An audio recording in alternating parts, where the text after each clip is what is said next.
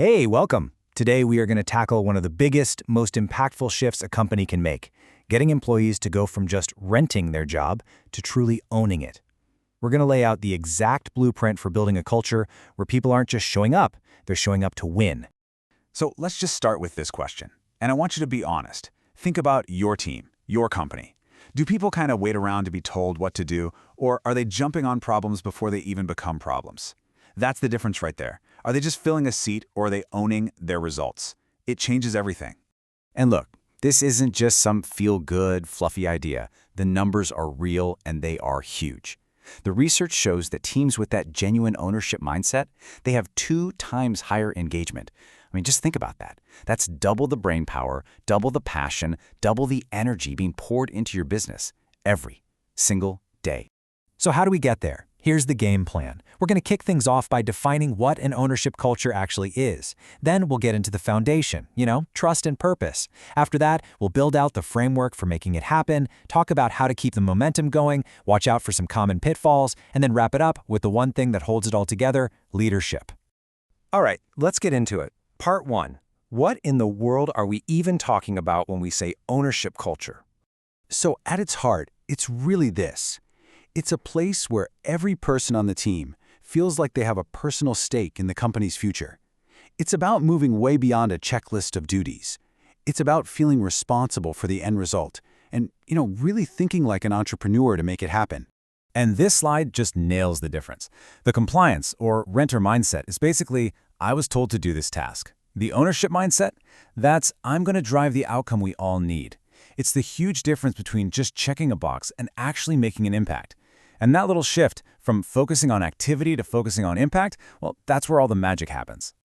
Okay, so you can't just snap your fingers and have this culture. You have to build it from the ground up.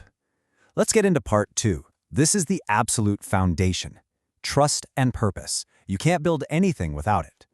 See, you can't demand ownership. You have to earn it. First, people need to know why their work matters. They need a clear mission. Second, trust is like the soil. Nothing grows without it. You got to assume people have good intentions and stop playing the blame game when something goes wrong. And number 3, and this one is so important, you need psychological safety. People have to feel safe enough to take risks, to speak up, to even fail, without fearing they're going to get hammered for it. Wow, this quote really just cuts right to the chase, doesn't it? It says it all. If people are afraid of the consequences of making a mistake, they're not going to stick their neck out. They'll play it safe, they'll avoid making decisions, and that little spark of ownership, it's just gone. Okay, so once that foundation of trust and purpose is solid, it's time to actually build the house. Part 3 is all about the how. This is the framework that gives people real autonomy and actually empowers them to take action. Okay, this is a really critical shift in how you operate. So step 1. Stop giving people to-do lists, start giving them outcomes to own. See, a task list just triggers that compliance part of the brain, but an outcome that taps into a person's creativity and problem-solving skills. Then, step 2, you have to actually let them make decisions, for real. And step 3, everybody needs to know who owns what. When it's clear, there are no excuses. And here it is. This is your secret weapon. The next time someone on your team brings you a problem, I know it's tempting to just give them the answer, but don't. Fight that urge. Instead, just look at them and ask this question. It shows them you trust them, it forces them to think critically, and it hands ownership of the solution right back where it belongs. Okay, this is great. People are starting to step up, they're taking ownership, but how do you make it last? How do you make sure it's not just a fad? That brings us right to part 4, reinforcing the culture. For ownership to really stick, you've got to weave it into the DNA of your company. It has to be part of your systems. So when you're hiring, you're looking for that spark of initiative. When you're giving shout-outs, you're celebrating the effort and the attempt, not just the win. You're making sure people have the tools and support they need to succeed.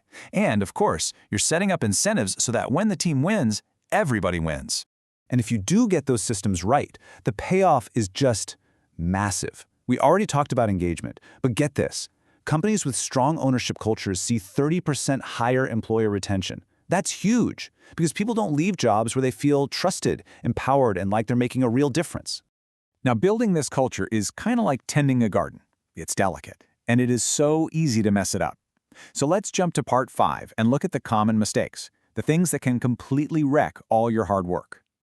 You see the pattern here, right? Micromanaging, coming down hard on mistakes, being vague about who does what, all of these things just suck the trust and autonomy right out of the room. They are the absolute fastest way to kill an ownership culture before it even gets started.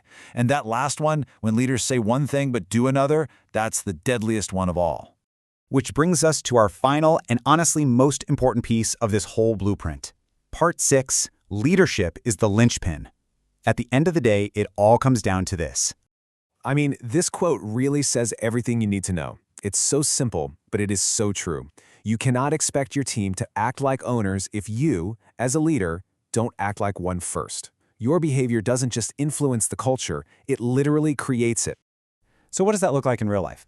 It means when things go sideways, you're the first one to say, "That's on me." It means you never, ever throw your team under the bus.